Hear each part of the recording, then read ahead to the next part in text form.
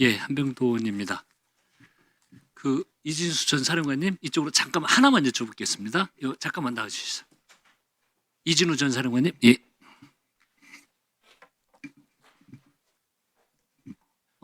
다른 것들은 다 생략한 거 하나만 확인하겠습니다. 네. 그 어제 헌법재판소 변론에서 그 윤석열 피고인 측 대리인 질의에 이렇게 답변을 하셨습니다. 어제 답변하신 내용입니다. 대통령님께서 아마 인지하고 계신 건 저희가 총을 안 들고 들어갔다는 것까지 다 말씀을 드렸거든요. 계속 똑같은 얘기를 드렸어요. 즉 계엄 이런 말씀 하셨죠? 네, 어제 예. 즉 그러니까 계엄 선포 당시 윤석열 대통령과 통화 사실은 명확히 이 내용의 반추에 볼 때 있었다는 거잖아요. 그렇습니다. 네, 됐습니다. 네.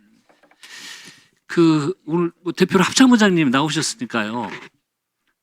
저희들이 오늘도 그렇지만 이 국정조사 과정에서 군의 명예에 대해서 많은 논의가 있고 생각 다름 차이가 있었습니다. 합참의장님께서 생각하시는 군의 명예라는 게 대체 뭡니까? 군의 명예라는 것은 군인에서의 명예가 있고 군은 국가와 국민의 군대이기 때문에 국가와 국민에게 충성하는 것이 가장 가치 있는 명예라고 생각합니다. 즉 네, 국민이 가장 중요하다고 저는 생각이 듭니다. 그래서 우리가 오늘 이 계엄 상황을 놓고 군의 명예가 실추됐다 이런 이야기를 자주 하는데 그 이야기를 하기 전에 이번에 계엄을 통해서 군이 국회와 선관위 이런 데 나오면서 국민들이 받으셨을 상처, 아픔 이런 걸 먼저 생각을 꼭 했으면 좋겠고요.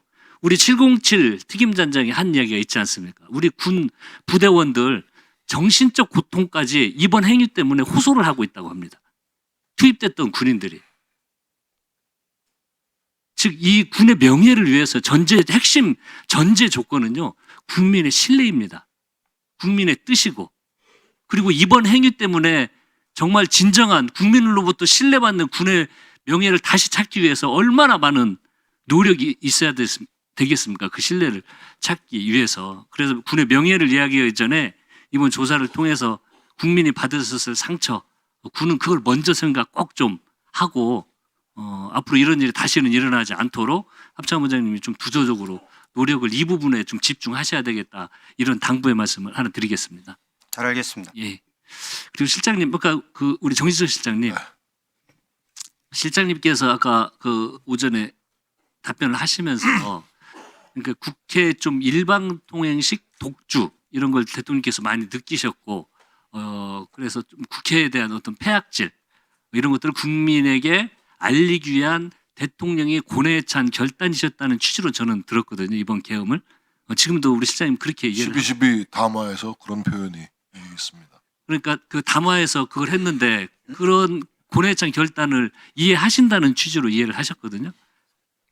정말 그러니까 제가 아까 말씀드렸던 것은 이번 계엄이 정당했는가 적절했는가의 판단에 대해서는 사실 한마디로 얘기하기는 좀 못하다. 제가 볼 때 그 계엄 조치가 발동되기 전후에 여러 상황을 좀 봐야 될 것이고 또 법적 근거 이런 것도 좀 따져봐야 될 것이고 이런 것을 종합적으로 평가한 뒤에 판단해야겠다라는 것이죠. 실장님 물론 지금요. 이제 예. 12월 3일 그 당시에는 너무나 깜짝 놀랄 만한 그런 조치의 소식을 들었기 때문에 여러 국무위원들 또 청와대 참모들도 만류를 하고 그랬습니다만은 실장님 제가 좀 대통령이 왜 그런 결단을 내렸는가 또 이렇게 반추해 보면 대통령으로서 국정 난맥상 또 국회에서 벌어지는 일방통행식의 자 실장님 제가 이런 것들이 말씀드리겠습니다. 굉장히 큰 제 취지를 알겠습니다. 고뇌로 실장님, 절망감으로 다가왔을 것이다. 이런 예, 대통령의 생각을 실장님 편리는 답변에 읽을 수 있었다. 제가 취지를 알겠는데요. 이게 복잡한 게 아닙니다. 야당 설득하기 어렵고 어렵게 하고 다수 우석으로 횡포를 한다고 간단한 겁니다. 계엄합니까? 군을 국회에 투입합니까? 그리고 그걸 국민들이 그걸 지켜보게 합니까? 즉 어려우면요 실장님 고위당 정책 많이 하시고 야당 의원들하고도 많이 접촉하셨죠? 안 하시나요? 많이 하셨죠? 혹시 뭐 식사 같은 거 많이 안 하셨습니까? 뭐 야당 의원들하고 개별적으로 식사한 적도 여러 번 있습니다. 그리고 이런 걸 전에 실장님 예. 마무리하세요. 예. 문제가 있으면요 해결을 이게 국가적 시스템이 작동을 했으면 실장님 그러나 다른 의원님, 방법으로 차지하죠. 의원님 너무도 잘 아시겠지만 예? 지금 말씀하시는 것이 의회 민주주의의 본령인 대화와 타협 아니겠습니까? 그것이 실종된 지가 꽤 오래되었습니다. 아니, 이것을 그 실종- 해소하고 그 실종 이게 회복되려는 노력도 야당의 책임이라고 말씀하시는데 아니, 얼마나 무능한 여당입니까? 그렇지 않습니다. 아니 야당이 다수석이라고 주장을 하고 대응하는 걸 그렇다고 그렇지 배움합니까? 않고요, 의원님.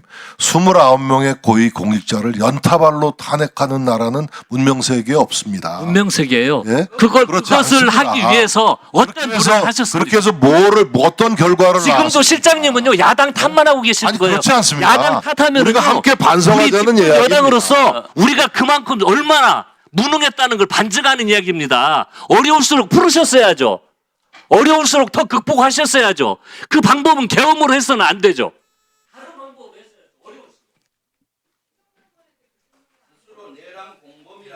자, 실장님. 자, 조용히 주세요. 소리 지르지 마세요. 네.